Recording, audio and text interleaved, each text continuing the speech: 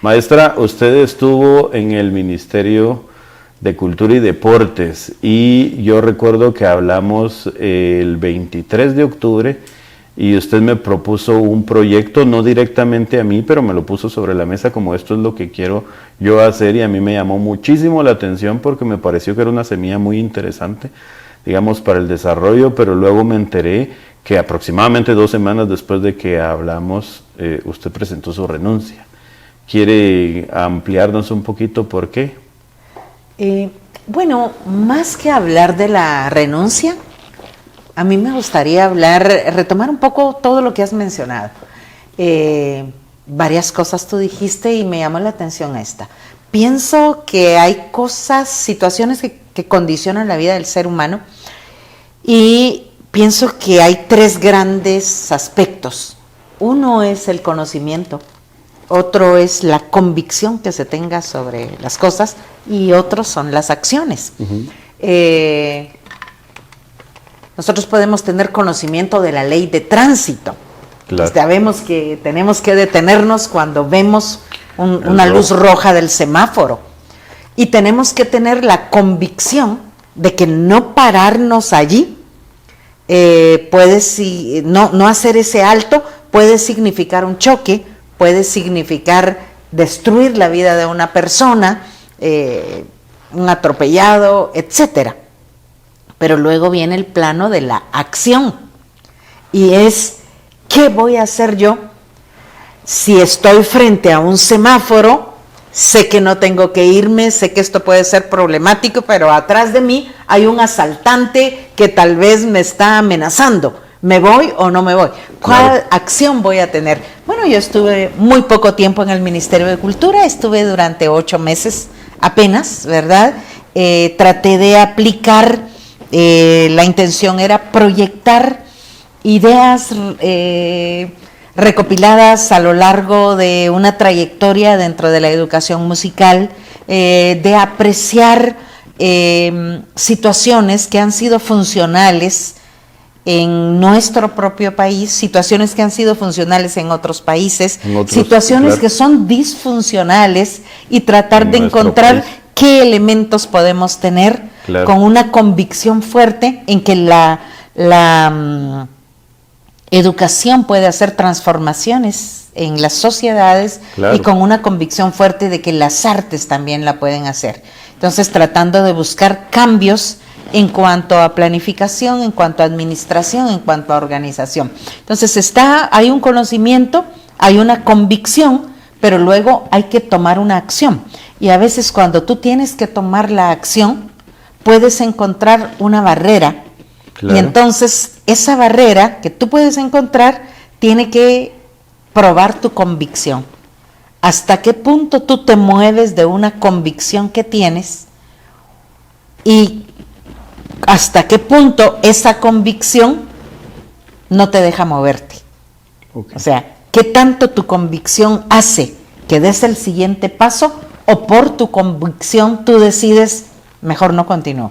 Entonces, pues eso es lo único va por ahí. Fíjese que tengo por ahí una pregunta, porque es conflicto en forma. Ahí le explico. Yo tengo la idea de nosotros podemos llegar a diferencia de criterios profesionales, le llamo yo, en donde ambos, eso se da en el arte, no sé si se da en las otras áreas, pero en todo donde, en la vida, esta dialéctica. Ambas personas pueden tener la razón. Y por ejemplo, yo lo he ejemplificado con la guitarra, y yo tengo una guitarra con una tapa de cedro canadiense que tiene un sonido redondo, decimos nosotros.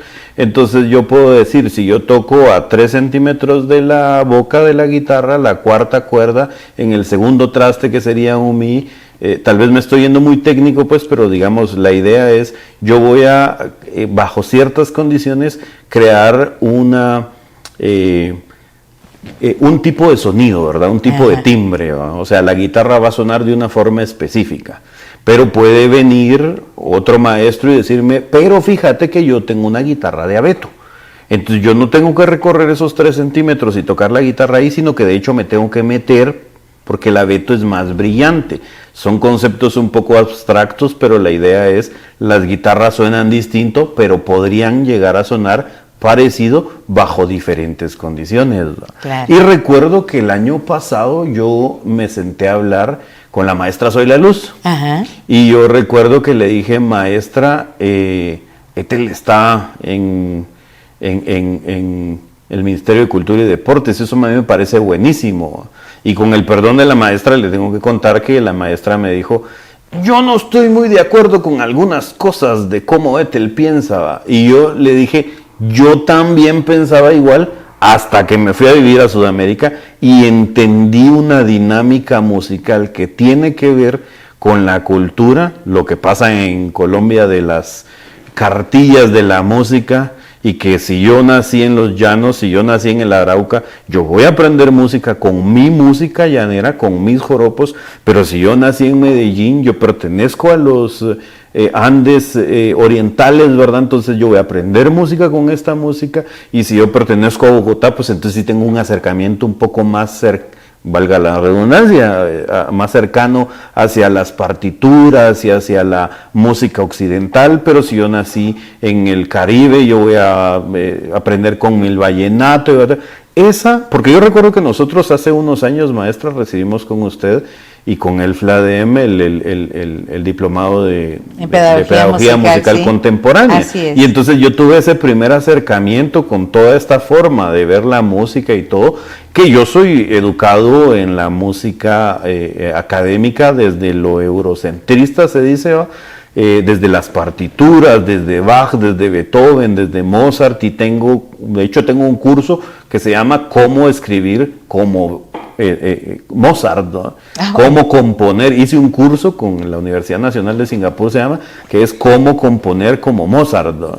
Una introducción a la música clásica, y mi forma de ver la música está muy pegada a eso.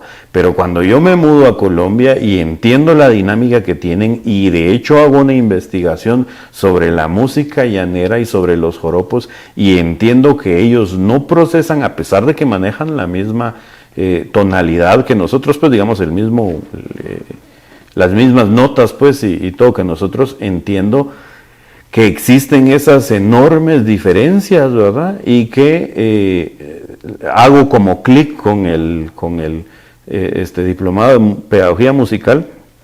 Entiendo su forma de ver la música, entiendo de dónde venía yo, y que Zoila Luz es una maestra de piano clásico y todo, y entiendo, y le decía yo, maestra, es que yo lo mismo pensaba, hasta que me fui a vivir a Sudamérica y entendí. Yo creo que esa es la posición que tenemos que hacer. Entonces me viene a la mente, el conflicto va por ahí, va por el rollo de diferencias, sí, o va por el rollo de burocracia, hay muchos pasos que dar para llegar, ¿o va por el lado de corrupción? Bueno, mira. ¿O va por todo?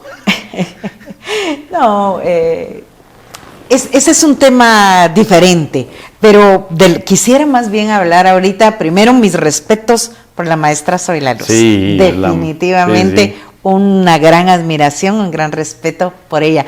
Yo lo que tengo es un compromiso quizá más sencillo, Harold. Yo tengo un compromiso con la educación y con América Latina y con la música de América Latina, lo cual de ninguna manera implica una negación ni una descalificación de la música del resto del mundo. Claro, claro. De ninguna manera. Lo que pasa es que la música del resto del mundo, la música europea, la música centroeuropea y de un periodo histórico específicamente, exacto, tiene una difusión no masiva, pero tiene una posición. La música académica tiene un lugar del cual nadie la va a bajar, y yo no quiero que la bajen. Claro, claro. Tiene su lugar, el cual yo respeto, admiro, aprecio. De hecho, pasé 6 años de mi vida en el Conservatorio Nacional. No me gradué, pero estudié 6 años ahí y fui muy feliz. Fui muy feliz esos 6 años. Entonces, la música académica tiene una posición, pero yo busco un poco de equidad con otras músicas. Claro. Así como yo quisiera más equidad entre los seres humanos, que todos tuviéramos, cuando hablo de equidad, no me refiero a una igualdad, sí, porque no somos iguales. Solo al hablar de equidad me refiero a las oportunidades que yo quisiera que todos tuviéramos, ¿verdad? Y que no son en igualdad. Hay personas que están en una posición tan inequitativa, que tal vez ustedes han visto ese dibujito que anda circulando, de que hay un niño que está parado aquí, pero hay otro que está tan abajo que le tienen que poner 2 graditas para que suba al nivel de al otro solo una gradita. Entonces, un poco esta inequidad está también en los sistemas educativos y está también en la forma en que nosotros podemos entender las músicas locales y las músicas propias. Para mí el FLADEM fue un descubrimiento no teórico, sino vivencial, claro, y de experiencia por la música misma, por las personas mismas y por las instituciones músicas, un descubrimiento de América Latina. Pero fue muy interesante que al descubrir América Latina, descubría a la propia Guatemala con sus distintas manifestaciones, claro, y me descubría a mí misma también. Cuando los otros descubrían en mí, representando a Guatemala, cosas de las que yo ni siquiera imaginaba. Claro. Entonces, yo siento que es un compromiso como latinoamericanos el divulgar, claro, el consolidar y el fortalecer las distintas músicas que se dan a lo largo y ancho de este continente, que ojalá algún día pudiéramos lograr lo que Omar Morales te dijo, que se desdibujaran esas fronteras y que solo viéramos, aquí hay un territorio y después de esta lomita, aquí todos somos de este ámbito cultural, hablamos este idioma y nos movemos así y empieza otro. Alguien dirá, pero eso es una utopía. Bueno, la utopía, como la perspectiva, muere al ser humano. Si yo tengo un norte hacia dónde dirigirme, o un sur, o un centro, o un punto sencillamente hacia el cual voy encaminándome, yo no ando dando palos de ciego. Yo por lo menos tengo la convicción, de que creo en una América Latina que tiene que ser fortalecida, claro, que tiene que ser fortalecida desde sus propias culturas, pero que estas culturas no son excluyentes de las otras culturas, claro, que están en el resto del planeta, y que nosotros tenemos que hacer una relación dialógica, cultural y artística, en la cual nosotros podamos escuchar un joropo y podamos ponerlo con una milonga y podamos después pasar de la guitarra a la marimba y podamos escuchar una guarimba y después podamos nosotros escuchar un preludio, sí, claro, y claro, podamos disfrutar todas estas... O un vals, o un son, un vals, sí, claro, una sonata, y lo podamos disfrutar con todo. Es decir, un lugar donde puedan convivir las artes académicas, ¿verdad?, con las artes en este momento llamado populares, ¿verdad? Sí, las artes académicas, ¿no? Sí, con las artes populares, con las artes tradicionales, sí, sí, y notar nosotros en medio de todo eso también la capa comercial que nos rodea. Claro. Y poder, en medio de todo esto, una vez le preguntaron a Murray Schafer, o creo que Murray Schafer preguntó, ¿hay mucha música en el mundo? Y él hizo la pregunta, ya recuerdo, él dijo, ¿hay mucha música en el mundo? Sí. ¿Hay mucha comida en el mundo? Preguntó, él dijo, pues claro, hay mucha comida en el mundo. Y él dijo, aparte de la distribución de la comida, en la cual unos tiran la comida de tanta que tienen y otros mueren de hambre porque no tienen comida, aparte de eso, también hay una comida que nosotros nos dicen que es nutritiva y que nos fortalece. Pero hay otra comida a la que le llaman chatarra, claro, porque se sabe que la consumimos, pero no está nutriendo nuestro organismo. Y aparte tenemos las comidas que son orgánicas, que son cultivadas, claro, sin añadidos, sin cuestiones, y aparte tenemos las comidas muy artificiales, químicas, casi producidas en un laboratorio. Algo similar ocurre con la música, sí, pero para que uno deje de consumir comida chatarra porque necesita que su organismo está bien nutrido, uno tiene que conocer, tiene que irse formando un poco en esa nutrición y tiene que valorar que comerse un caldito de quilete, un caldito de macuy puede ser tan nutritivo como X o Y cosa. Porque suplemento incluso, sí, ¿no? Porque ahora consumimos suplementos. Claro, porque resulta que entonces yo quiero ganar masa muscular con un suplemento, porque sé que con la comida yo puedo ganar esa masa muscular, pero no va a ser simple, va a estar asociada a mucho ejercicio y va a ser mucho más lento, claro, porque los procesos nutricionales son lentos como los procesos educativos son lentos. No de la noche me tomo una píldora y mañana yo ya estoy que fuerte. Es un minueto. Exactamente. O sea, desde niño yo me voy formando, yo me voy nutriendo, voy creciendo. Sí, y entonces mi compromiso es sencillo, Harold, es únicamente con una educación y con tratar de buscar abrir espacios y abrir oportunidades desde los ámbitos pequeñitos en donde me ha tocado participar. Y si un ámbito pequeñito ha sido mi escuela, con un corredorcito, pero en ese ámbito yo puedo abrir la puerta y que venga la comunidad, yo ya hice mucho. Claro. Porque ya logré salir de mi salón de clase, de las 4 paredes, pasar al corredor y que lo oigan los otros maestros, salir del corredor y que vengan los padres de familia y ahora decirle a los niños, ahora salgámonos del ámbito de las 4 paredes de la escuela y vayámonos a ese parque. No, profesora, en ese parque se ponen X, Y y Z, que no son muy bien vistos. Pues llevémosle nuestro concierto a ellos. Claro. Vayamos, o sea, creo que tenemos una responsabilidad como ciudadanos, una responsabilidad política, pero no me estoy refiriendo a esa política de la que tú hablaste, una responsabilidad política como ciudadanos de esta polis, como miembros de esta comunidad, ¿verdad? Como representantes de nuestros respectivos elementos culturales y en ese ámbito, en esa posibilidad y con esa responsabilidad, creo que cada uno va a responder mínima, medianamente o hasta donde se le permita. Claro, porque en alguna ocasión vas a encontrar algún freno y esos frenos no deben ser limitación para decir yo solo puedo hacer una actividad si estoy en un cargo. No, a mí me pasó al revés, Harold. Yo he hecho muchas cosas pequeñitas. Claro.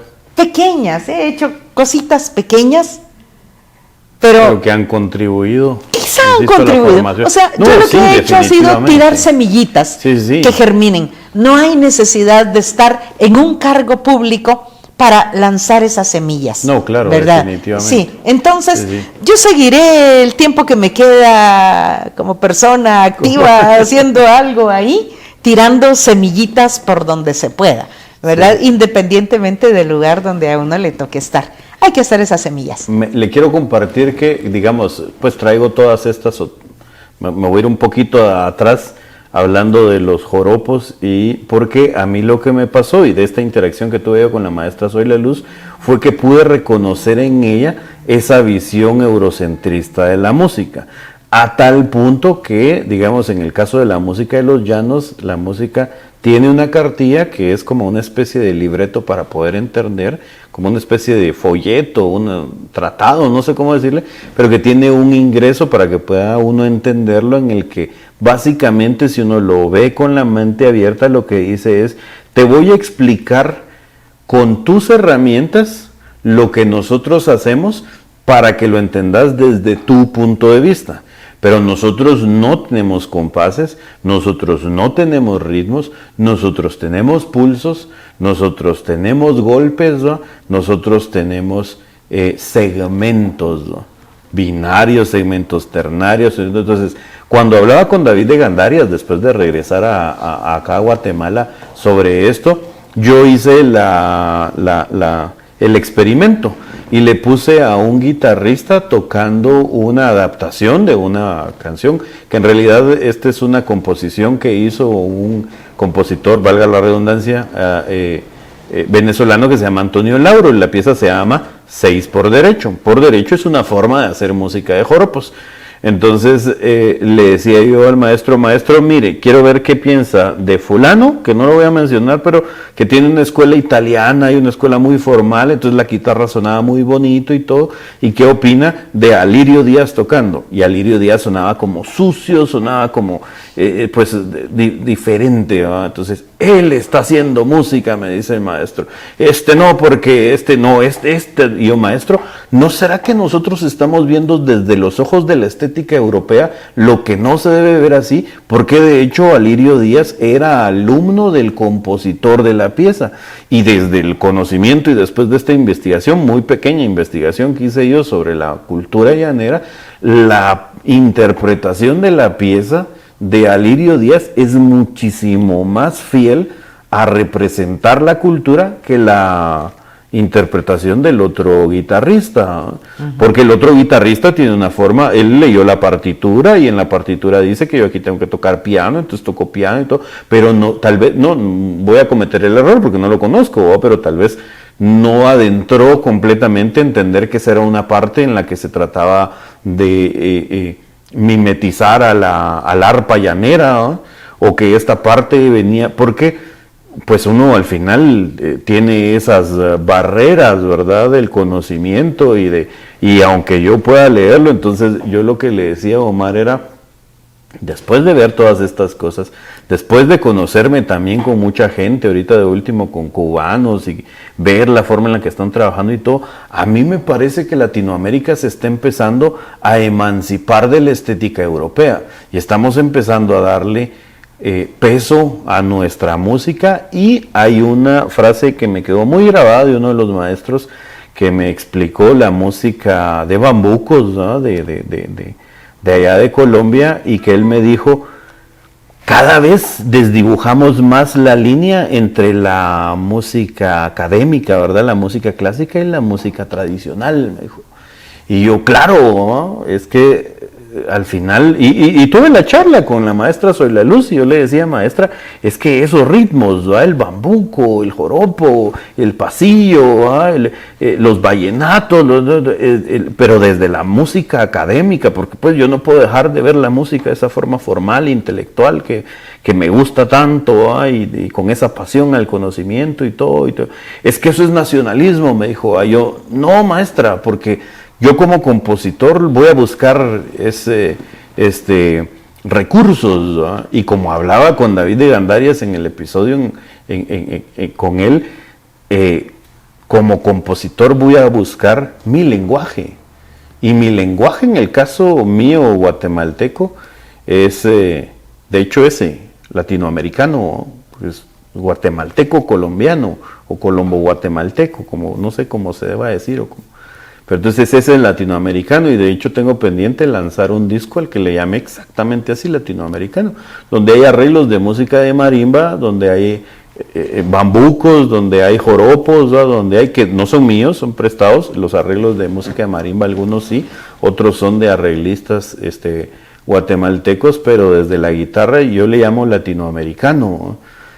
Porque eso es lo que creo que nos identifica a los guatemaltecos, ¿no? Pero yo tuve que salir a otros, entender otra cultura para poder entender la mía, que es lo que usted decía ahorita, esa latinoamericanidad que yo no he terminado de verlo, pero sí me decía este mismo maestro que le tengo mucho cariño, se llama Julián Cardona. El maestro me decía, los latinoamericanos tenemos un discurso muy parecido, pero sí tenemos características que nos difieren dentro de nosotros, ¿no? Entonces, en una partitura, por ejemplo, uno se puede encontrar con una indicación que no es la que está ahí, porque la partitura, decíamos con Omar, no puede con nada, ¿verdad? De hecho, es una pequeña acercamiento ahí, para poder entenderse tiene que profundizar un montón. Entonces, yo creo que por aquí es donde va esa crisis, por aquí es donde va ese tratar de entendernos como latinoamericanos, como decíamos, y porque yo no sé, usted me desmentirá, maestra, pero yo creo que nosotros no hemos tenido esa oportunidad que han tenido otros pueblos con toda esta riqueza, a la que hago un paréntesis, después de haber vivido estas cosas, yo le tengo miedo a Brasil y a Cuba, porque debe de haber una cantidad de cosas que investigar y aprender por ahí que deben ser para irse a perder años para recorrer estas tierras y todo. Pero y volviendo, yo siento que en Guatemala hemos perdido, nunca hemos tenido, más bien dicho, la oportunidad por todos estos conflictos de desarrollarnos. Y se topa uno en las pláticas con los colegas y con otras gentes también sobre el son. No, eso es cubano, eso no es de acá. El vals, no, eso es europeo, eso no es de acá. Ok, pero ¿qué es lo nuestro? Si no es esa mezcla de cosas también. Porque existen los valses venezolanos, les decía yo. Los valses peruanos. Existen los valses peruanos, sí. En Colombia, y eso me lo decía Omar, ¿va? Pero yo le decía también, o sea, no se trata de ponerle las palabras y como entenderlas de otra forma. El vals se degenera en lo que le llaman pasillo.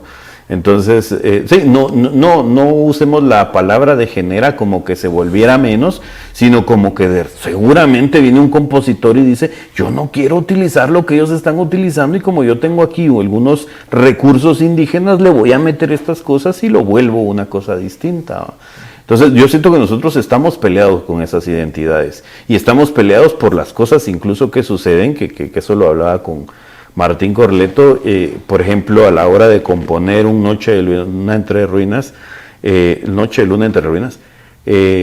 la hizo? ¿Cuál era su contexto sociocultural? ¿No? ¿Cuál era sus estudios? ¿No? ¿Desde dónde viene? ¿Por qué? Pero es que eso pasó con Heitor Villalobos. Heitor Villalobos tiene una suite popular brasileira para guitarra clásica, que comienza con una mazurca. ¿Qué de brasileño tiene eso? El nombre nada más, pero en el proceso de vida de uno, y lo digo como el muy pequeño, muy neófito compositor que puedo llegar a ser al adentrarme dentro de estos estudios y todo. Claro, es que lo que pasa es que son los recursos que él tenía. Uno escucha la suite popular brasileira y suena a lo que Heitor Villalobos le gustaba tanto, que era Chopin.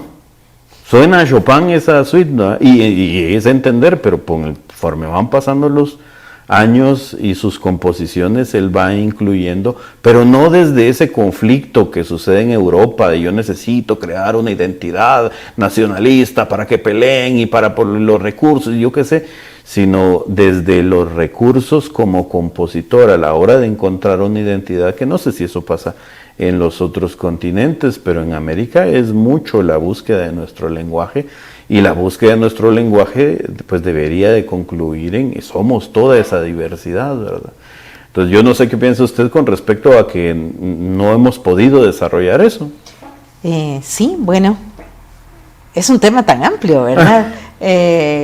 Joaquín Orellana tiene un manifiesto que es hacia una estética de América Latina para el compositor. Él ha desarrollado esto desde la perspectiva del académico. Y hay otra serie de compositores que lo plantean desde otros ángulos, desde los estudios culturales. Ya van prácticamente desde los años 60, 70, sí, pues. Comienza toda la teoría de la decolonización, ¿verdad?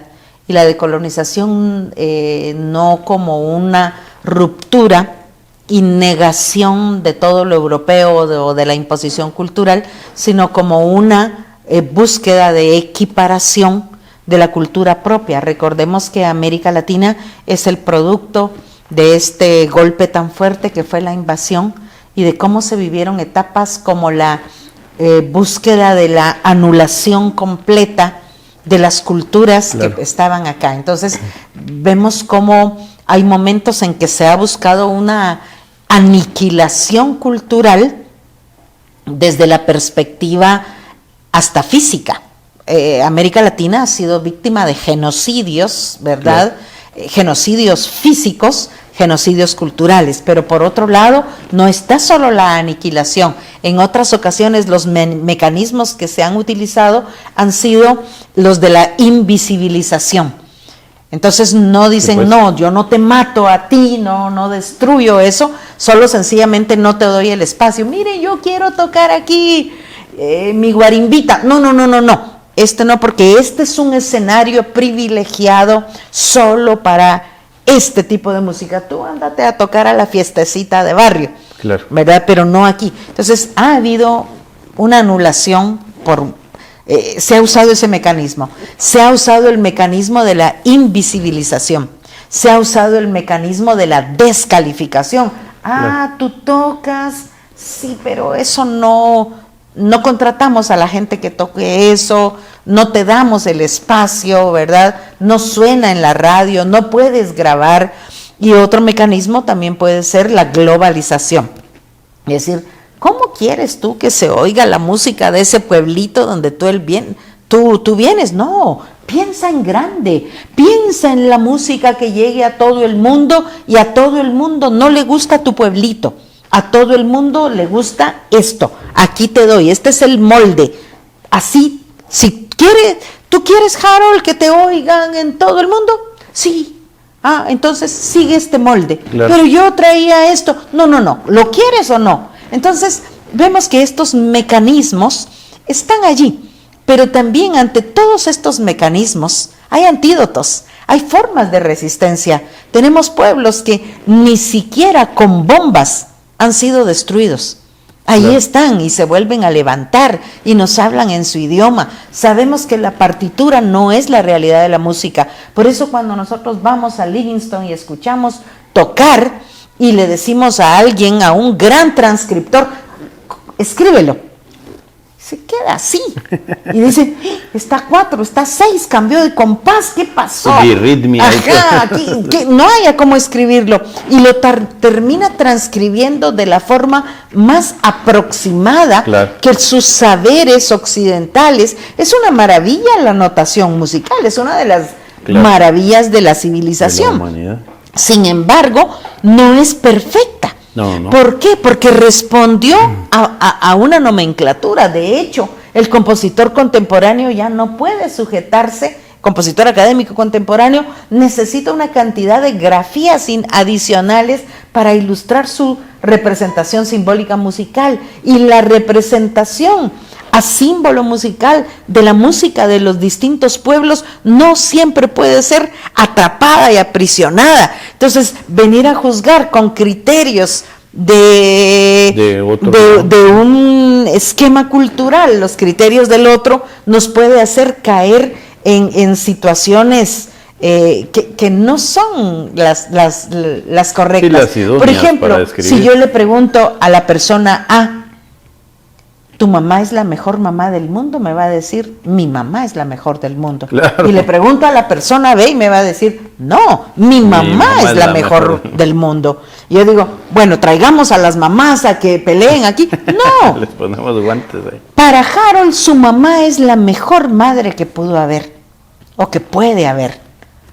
Pero para mí es mi mamá, porque cada mamá respondió al hijo que le salió, al hijo que le vino, y cada hijo creció con esa mamá. Entonces no podemos decir, es mejor Bach que Beethoven, es mejor Beethoven que un joropo, es mejor un joropo que un son cubano, es mejor un son cubano que un son guatemalteco. Nada de comparaciones. Es como que un padre se ponga a comparar cómo son sus hijos.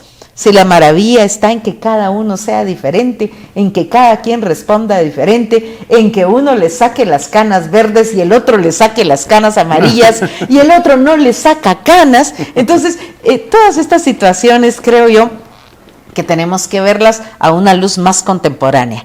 El siglo XXI tiene que ser ese siglo que dibuja, nos desdibuja no solo esas fronteras que han estado tan marcadas en las artes. De hecho, hay muchos movimientos que se llaman interart, y en lo cual combinan música con teatro, con literatura, con poesía.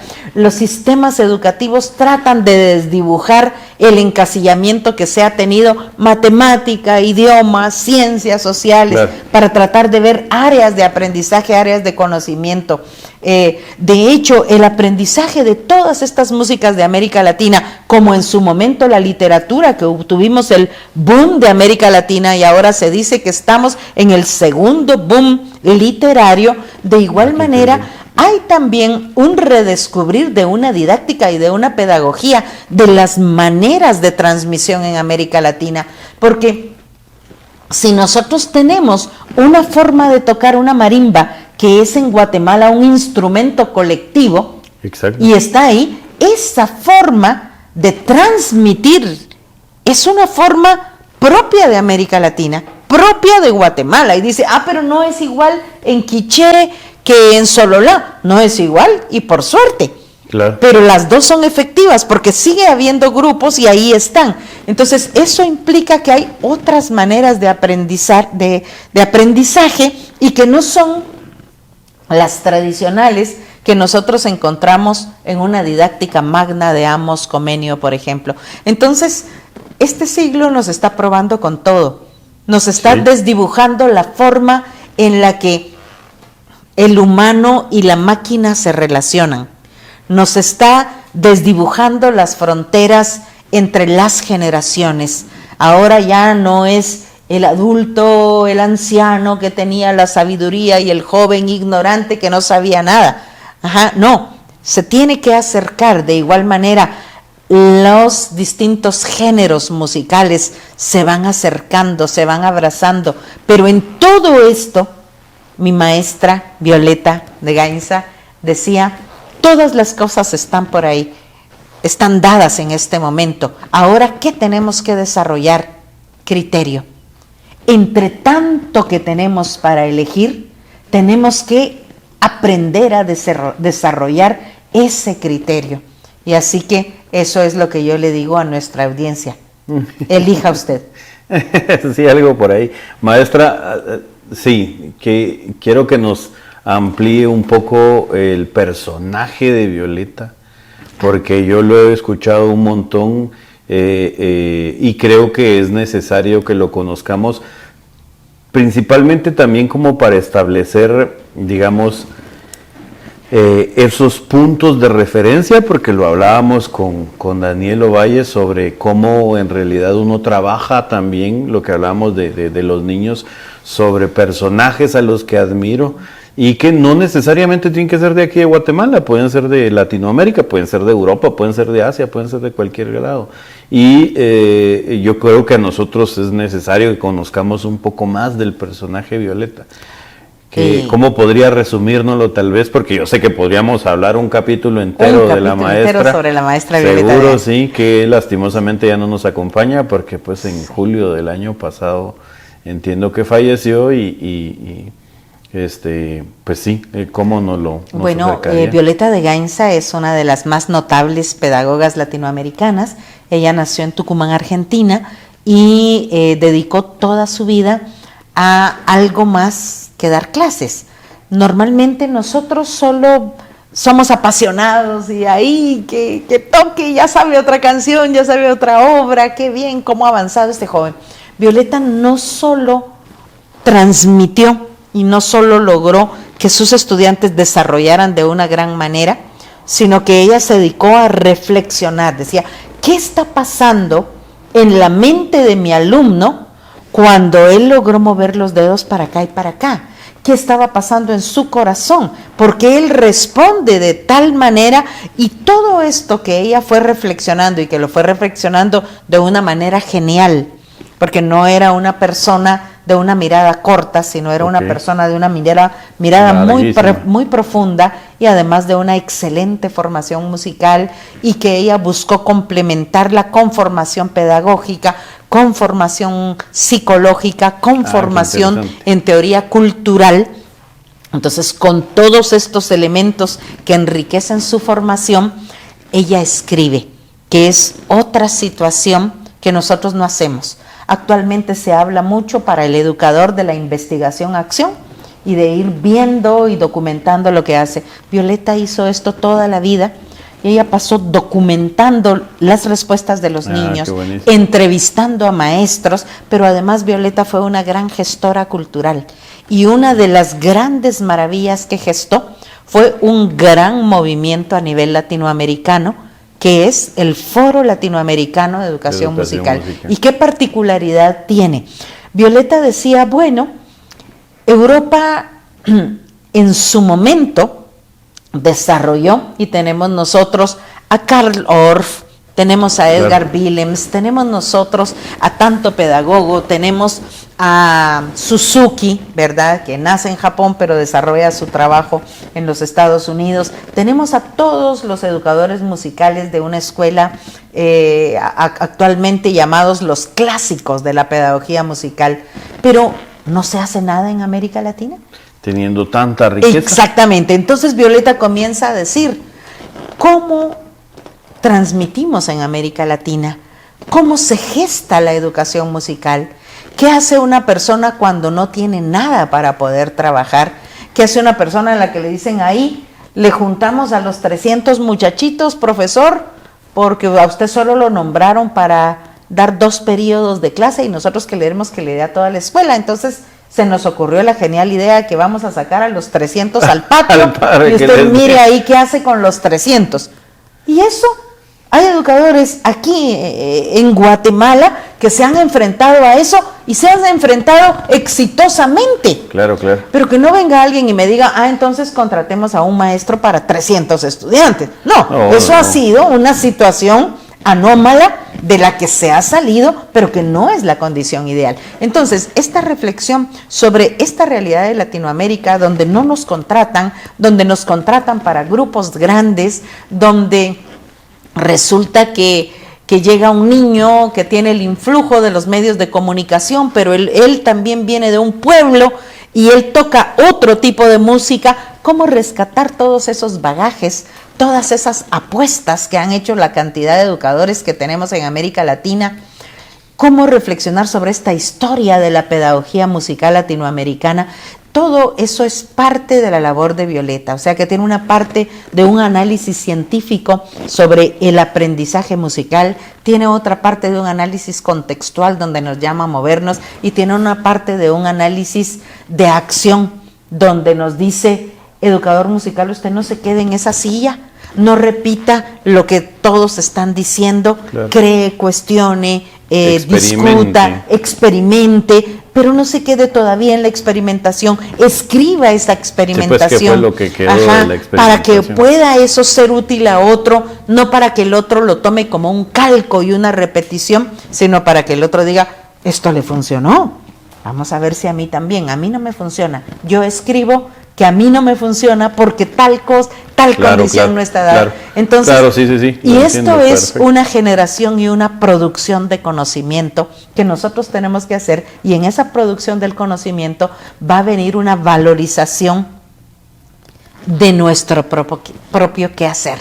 Somos nosotros los que vamos a poner en valor este gran tesoro que tenemos, grandes tesoros. Uno es esta música latinoamericana.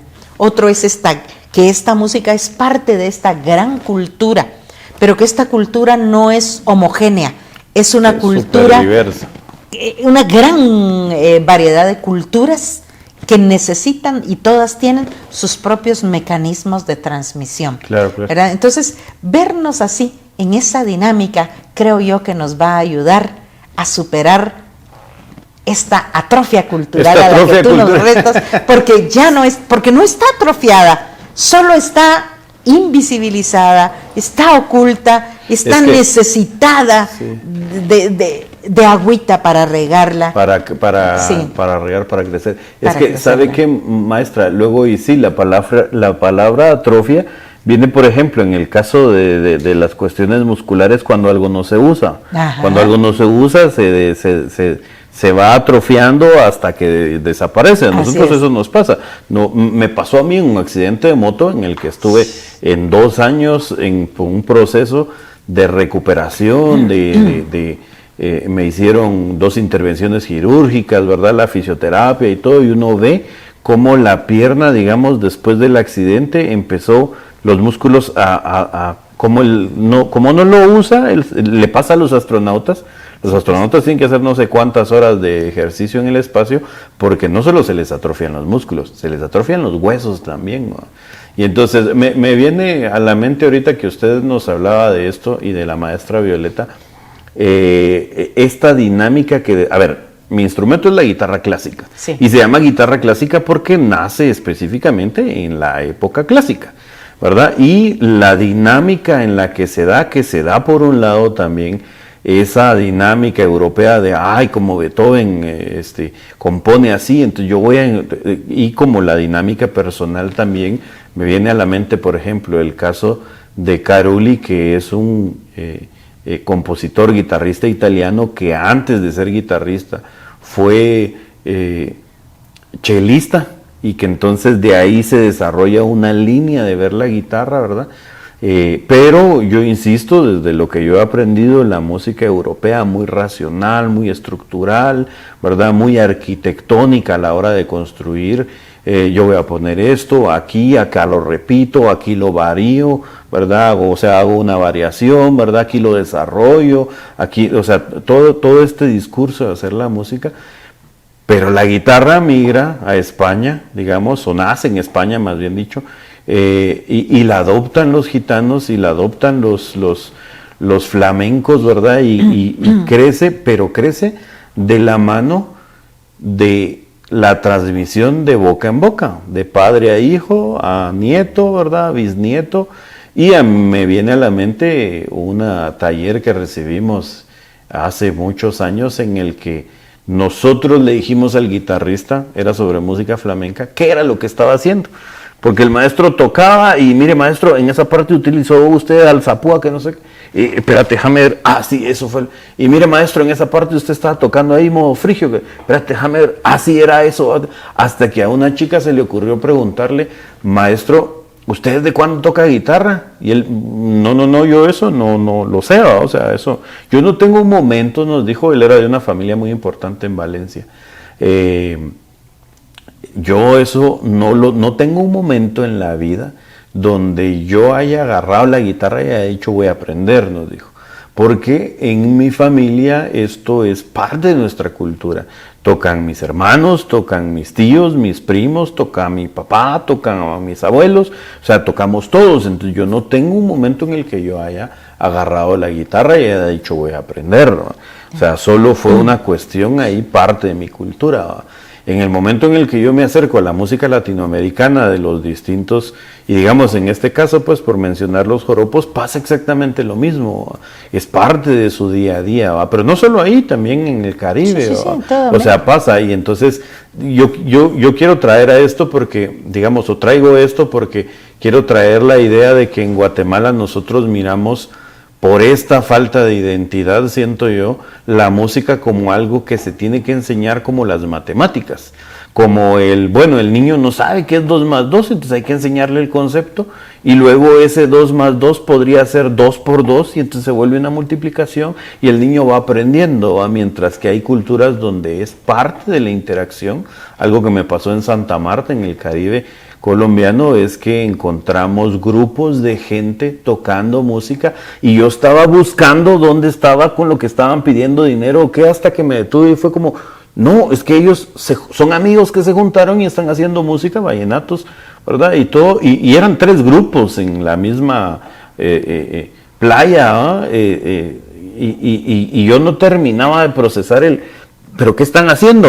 Y todo, ahorita que andaba en México me decía una amiga, y ya lo mencioné en un capítulo anterior, que ella andaba en Cuba, ella es cubana, y me decía, yo andaba en Cuba con mi mamá y nos detuvimos porque estaba lloviendo súper fuerte en un barcito, y de repente cuando entro al bar ella es musicóloga, entonces pues tiene también esa visión formal de la música y todo, y me topo con un negro, me dice, en la esquina con una trompeta, tocando, y con otro negro con un instrumento de cuerda y con otro con una percusión menor, pero este estaba conquistando a una patoja y aquel está echándose los tragos y platicando, y el otro estaba cada uno estaba en su rollo, pero tenían un diálogo musical sin ni siquiera voltearse a verme, dice, que a mí me pareció súper interesante, y lástima que no lo documenté y no sé qué, porque digamos la interacción era tan orgánica, llamémosle, ¿verdad? Porque están haciendo música juntos, pero cada quien estaba por su lado, en su rollo. Entonces yo siento que nosotros de aquí en Guatemala vemos la música y la educación musical como cabal, algo ajeno, algo que no pertenece al humano y que hay que aprenderlo, y lo digo también basado en que algo muy común es encontrar esa respuesta de no, a mí me hubiera encantado tocar un instrumento, pero a mí nunca se me dio. Yo eso, ni la flautita le enseñan a uno en la escuela, en el colegio, yo eso no se me dio, yo no soy musical, yo no serví para eso. Ok, pero es que el entorno no te lo pone tampoco ahí como para que lo desarrolles y la educación no está como para que lo desarrolles. Bueno, ¿no? mira, en las culturas tradicionales la música no se aprende así. Si tú vas a Livingston, te has dado cuenta, Harold, que definitivamente los niños que quieren acercarse a la música están por ahí y van tocando su tambor poquito a poco y van incorporándose, ¿verdad? O sea, por eso no podemos decir en Guatemala no se da. O sea, claro, es difícil esta generalización. O sea, tenemos eso en Livingston. Yo he platicado con muchas personas de la forma en que han aprendido a tocar la marimba, o el sug, o el shul, o el sijolag, ¿verdad? Y cómo han comenzado viendo a otro músico, se van poniendo a la par.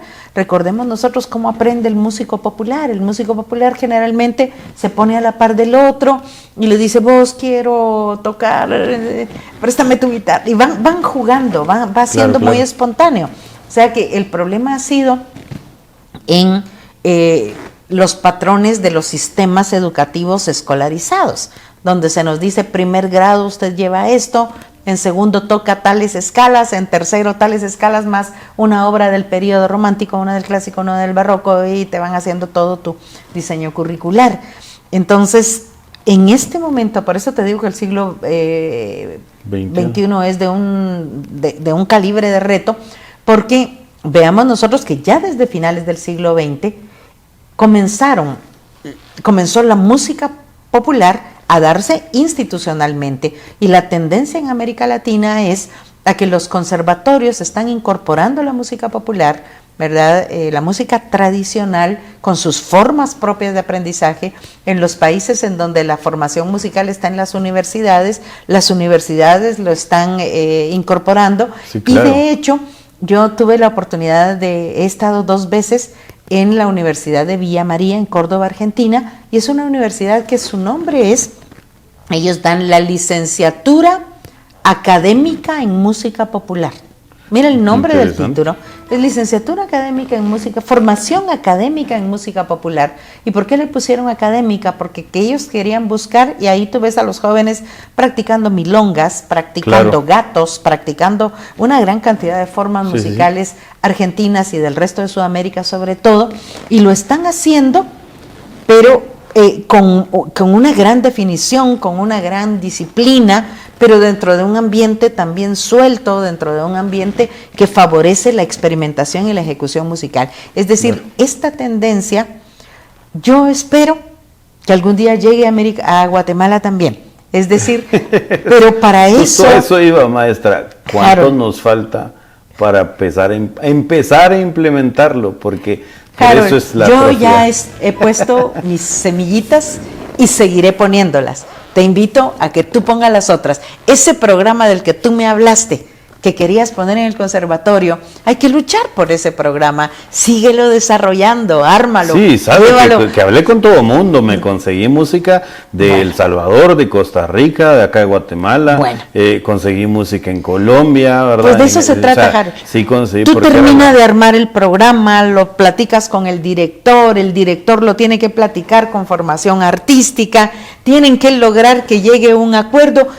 Para eso ustedes no tienen que ir al Congreso, no tienes que ir ahí. Claro. No, esto es más sencillo y se logra esa implementación. Ahí ya tienes una semillita y tienes que empezar a capacitar también a los docentes para que se desenvuelvan, ¿verdad? Digamos, sí tuve la oportunidad justamente entre el año pasado y de dar unos talleres en el conservatorio, ad honorem definitivamente, pero compartiendo, claro, esto que, digamos, de alguna manera he logrado yo aprender en los diferentes países, con los diferentes maestros también que me han compartido su conocimiento. Pero sí, la idea va un poco, yo quiero evidenciar, digamos, esa crisis para que justamente empecemos a actuar, porque si no, siento que pasa un poco eso, a ese recurso de la invisibilización viene a jugarnos mal aquí, porque si no entendemos que estamos en una crisis, no vamos a actuar por ello y no vamos a hacer. Yo le decía hace poco a alguien, no recuerdo si lo dije en un episodio, pero era: la cultura guatemalteca para mí está tan atrofiada que cree que yo tengo la obligación de aprender sobre marketing y sobre ventas y sobre todo para poder vender mi especialidad, que es la música académica y ahora la latinoamericana y la guitarra clásica y todo, porque ¿para qué me dediqué a esto si aquí no hay mercado, ni hay instituciones, ni hay, digamos, vehículos para desarrollarme? Te estoy obligado. ¿Por qué te dedicaste a eso? Entonces aprende a venderte, ¿verdad? Aprende a marketing. Entonces, eso no está bien, ¿verdad? O sea, yo no digo que digamos esté mal completamente, porque pues luego y al final a las personas que tienen la visión que tenemos nosotros, me atrevo a pensar, maestra, que nos impulsa justamente a aprender de un montón de recursos y a adentrar y a diversificarnos y a ver, como dice usted, con una mirada mucho más profunda y mucho más amplia y todo, pero no todos somos así y hay mucha gente que viene, digamos, tratando de trabajar, no quiero decir atrás, tal vez decir de lado, ¿verdad? O tratar de decir, pero que trata de hacer cosas, pero que como no tiene también esas herramientas, por así decirlo y todo, no encuentra vehículos y entonces no logramos hacer que esto se transforme y que los guatemaltecos entendamos que la música debería de ser parte de nuestro día a día. No la música, la cultura, el arte, todo debería de ser parte de nuestro día a día. Yo no quiero caer mucho porque ya me ha pasado y lo entiendo desde la visión del guatemalteco, esa malinchista de lo de afuera es mejor, sí, pero yo traigo los ejemplos, o sea, insisto, como para evidenciar esa crisis y que tratemos de trabajar. Pero a mí me pasó algo muy interesante en un viaje entre Bogotá y Cali en bus, con un grupo de muchachos que hacían bicicleta, y los jóvenes estos tenían tan interiorizada su música, llevaban sus bocinas Bluetooth, iban cantando rap, iban cantando bambucos, iban cantando reggaetones, y toda era música que pertenecía a sus artistas, ¿no? Entonces yo le decía, no sé quién, no recuerdo, que hablaba de esto y le decía yo, es que lo que pasa es que si vos te dedicas a la música en uno de estos países, porque no digamos específicamente Colombia, en Argentina, en Brasil, ¿verdad?, en México, o sea, si te dedicas a hacer música, logras tener un vehículo ahí, una interacción que te lleva a poder sobrevivir un poco mejor y que no se vuelva a dedicarse al arte un martirio.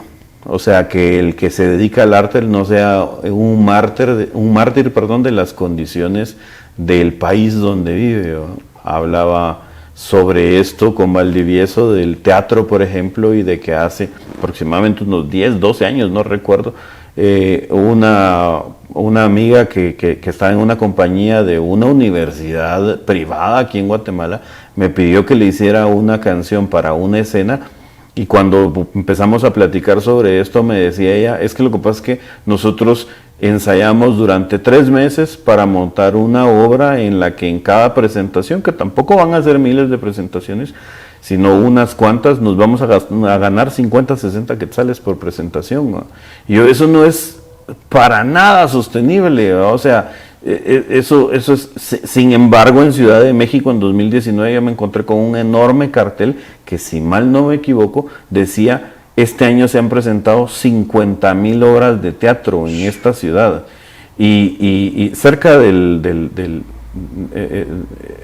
Zócalo, y me causó a mí, digamos, tanta crisis el ver, porque decía yo, sí se puede dedicar uno a eso, no me voy a volver millonario y probablemente no es esa la intención, pero puedo por lo menos dedicarme a esto y encontrar, insisto, esos vehículos de desarrollo y todo. Uh-huh. Entonces sí, mi intención es evidenciar esas crisis para que entonces empecemos a actuar, porque si no, los que actuamos, que en este caso yo tengo que quejarme de eso, es encontramos un bloqueo por aquí, otro bloqueo por acá, otro bloqueo por acá, otro bloqueo por acá, hasta que nos rendimos y nos vamos del país. Hasta que nos rendimos y decimos, ok, yo tengo que empezar a pensar en mí, ya estoy en la edad mediana, ya no puedo seguir jugándole al emprendedor, ya no puedo seguir jugándole al mártir, es momento de que piense en mi futuro y necesito irme a un país. ¿Qué es lo que pasa con este amigo, por ejemplo, que reside ahora en Alicante? ¿No? Es encontrar un lugar donde uno tenga un poco más de oportunidades, por así decirlo, claro. Y Guatemala sigue estando en esa crisis, ¿no?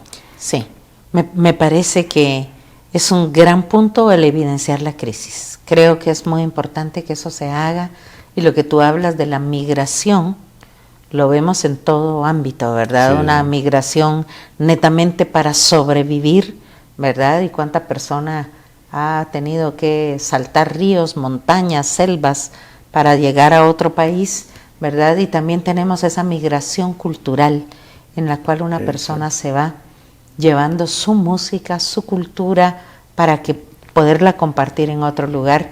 Qué lindo que Guatemala no expulsara a su gente, sino que nosotros pudiéramos tener circuitos culturales, circuitos artísticos que nos permitieran desenvolvernos de una mejor manera. Complejo en un país donde tenemos nosotros índices tan altos de pobreza. Exacto. Y que la persona primero busca una subsistencia y ya no puede invertir, digamos, en una presentación artística posteriormente.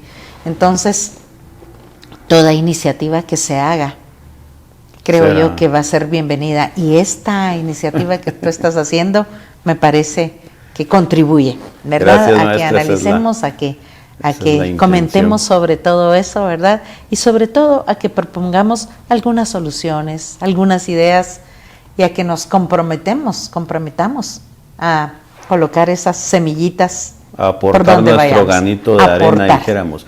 Maestra, exacto. Para cerrar, no se me ha olvidado por qué la expulsaron del conservatorio, maestra. No, eso fue una cosa menor. No era rebelde. No era rebelde. ¿Cómo la expulsaron? No era rebelde, fue por equivocación. Bueno. Estuvo peor. Ni siquiera fue por rebeldía. Había una directiva de estudiantes en las cuales en aquella época yo era la más pequeña. Yo tenía unos 14, 15 años, y los demás ya eran más grandecitos, ya eran de 19, 20. Claro. Esta directiva estaba haciendo un movimiento por sacar al director.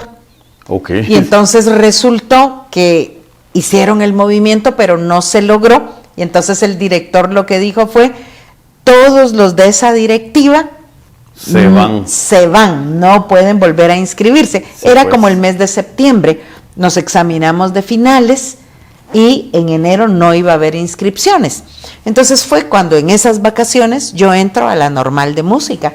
Sin embargo, después ninguno de los de la directiva me avisó que apelaron al director para regresar, y ellos regresaron y yo no.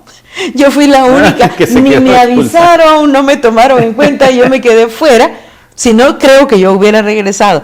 Pero para mi alegría, yo descubrí una vocación docente, claro, ¿verdad? Que descubrí ahí la pedagogía musical, con la que he sido muy, muy feliz, ¿verdad? Claro, con el programa Viva la Música, cuyo ideario está reflejado en los textos. Yo he tratado de plasmar mucho de lo que hemos platicado el día de hoy.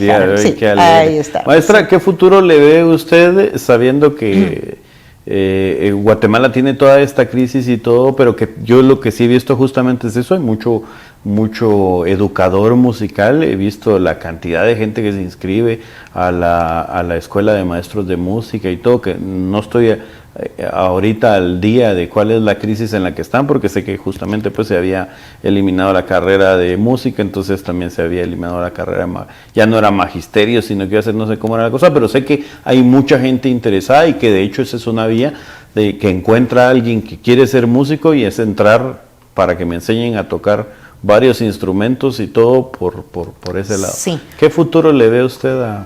Bueno, yo veo más que un futuro, una necesidad. En este momento se recuperó ya la clase de educación musical. Después de muchos años, 22 años, entonces ya el Ministerio de Educación sacó una convocatoria para contratar a nuevos maestros. Eso ya es un pequeño paso, ¿verdad?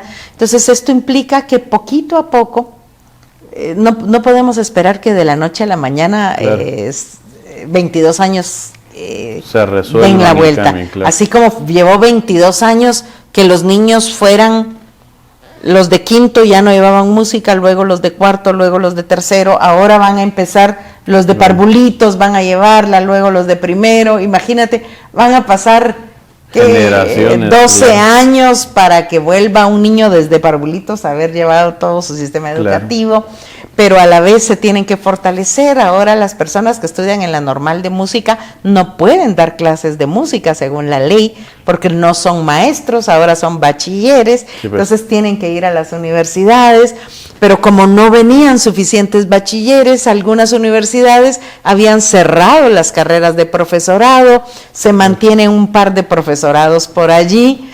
Unos estaban todavía con la visión de la expresión artística global, ahora tienen que cambiar sus diseños curriculares. Los otros que mantuvieron la educación musical ahora tienen que volver a tener estudiantes. O sea, estamos casi como hay que volver a empezar. O sea, estos 22 años nos produjeron un retroceso, pero ahora hay que volver a empezar. Entonces, sí hay esperanza, porque estamos volviendo a empezar. Ok, buenísimo. Muchas gracias, maestra. Gracias por recibirnos en su casa. Gracias por su tiempo y pues espero que haya sido de su agrado. Muy agradecida por la oportunidad y sí, bueno, es esperanzador. Muchas gracias, Harry.